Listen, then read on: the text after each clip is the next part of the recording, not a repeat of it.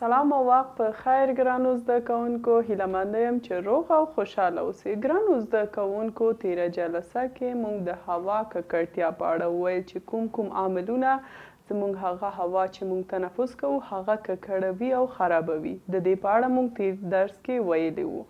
راورسېدو په ۳ لوست کې چې زموږ موضوع ده ناستی او نسخوږی یا د پیچش په اړه موږ وایو چې په ۸مه پاڼه کې یو. ګرانو زده کوونکو، آیا تاسو کله د ناستی یا هم د نسخوږی نوم اوریدلی چې دا څه رقم یو مریضي ده؟ ګرانو زده کوونکو، زموږ موخه په دې درس کې دا ده ترڅو چې تاسو د دې عاملونه چې د دې ناروغي عاملونه یې څه دي، څه رقم موږ د دې نه ځان وژغورو، او بل د ارس محلول جوړول زموږ موخه ده په دې درس کې. هیله لرم چې تاسو هم ډیر په دقت سره خپل ویډیو وګورئ او د دې نه مو څه زده کړئ. ناستی او نسخوږی د هاضمې سیستم یو ساري ناروغي ده چې د هماغه ناروغ د اوبه د ضایع کېدو لامل کیږي.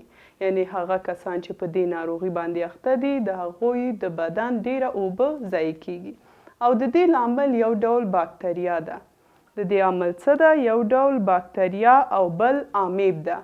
امیب او باکتریا کوچني ذرات دي چې موږ په سترګه لیدلی نشو، مګر په میکروسکوپ کې هغوی موږ لیدلی شو. د دې لپاره دې ته د میکروسکوپي موجودات هم ویلی شو. ګرانو زده کوونکو، بل د دې اصلي عامل هغه ککړه اوبه او ککړه غذا یا خواړه ده.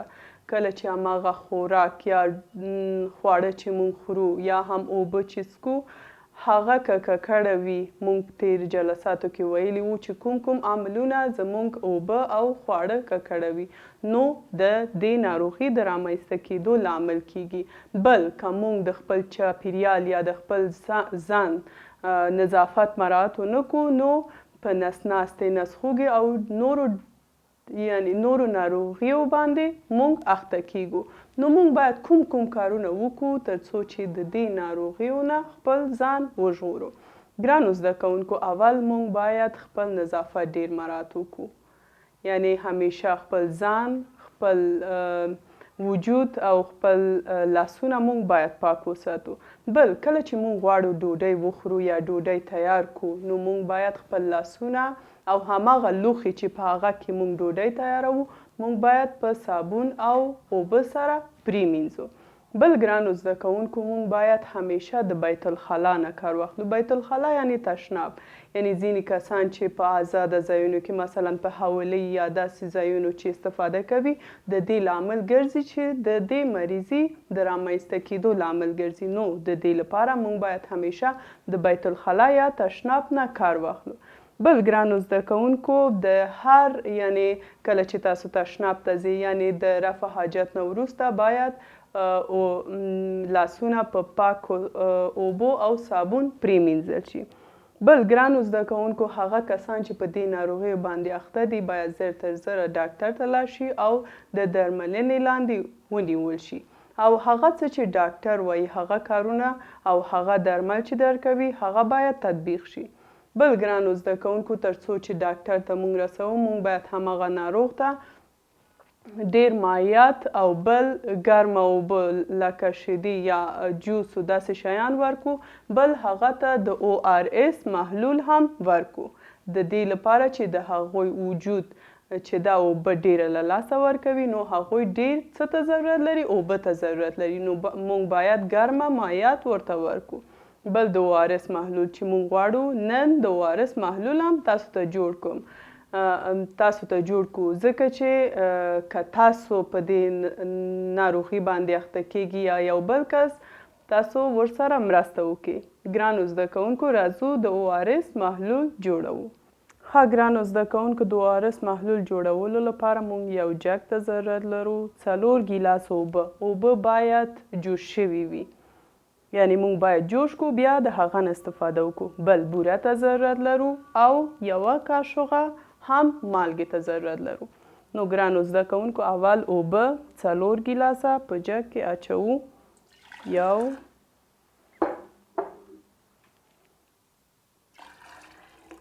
دویم ګیلاس ګیلاس او څلورم ګیلاس. حتما باید ایښول شوي اوبه وي.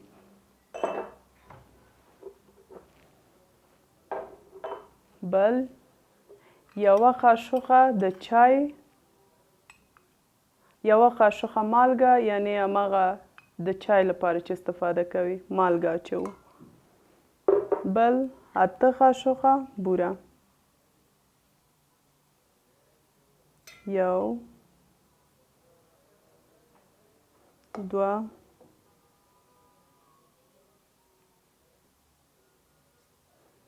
دریم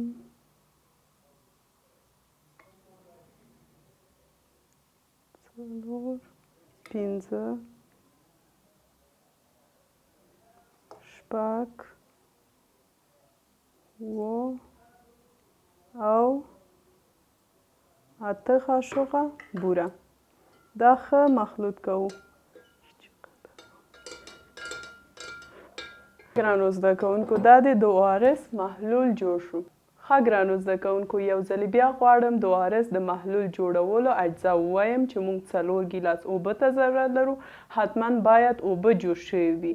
او بل 1 قاشقه مالګه او 8 قاشقه بورې ته موږ ضرورت لرو. او د هغه نه دا محلول چې د ORS په نامه یادیږي دا جوړ شو. ګرانو زده کوونکو هغه کسان چې په دې ناروغي باندې په نس ناستي او نسخوږي باندې اخته دي باید دا محلول د دې محلول نه باید استفاده وکړي تر څو چې ژر تر ژره جوړ شي. ګرانو زده کوونکو دا زموږ نوی درس. هیله منده یم چې نوی درس مو زده کړي وي او دا تجربه چې مونږ کار وکړو د ORS محلول جوړول دا هم زده شوي وي. تاسو کورنۍ دنده د همدې درس پوښتنې دي چې د دې ځوابونه پیدا کړئ او خپل کتابچه کې ولیکئ او زموږ ایمیل ادرس ته یې هم راولیږئ.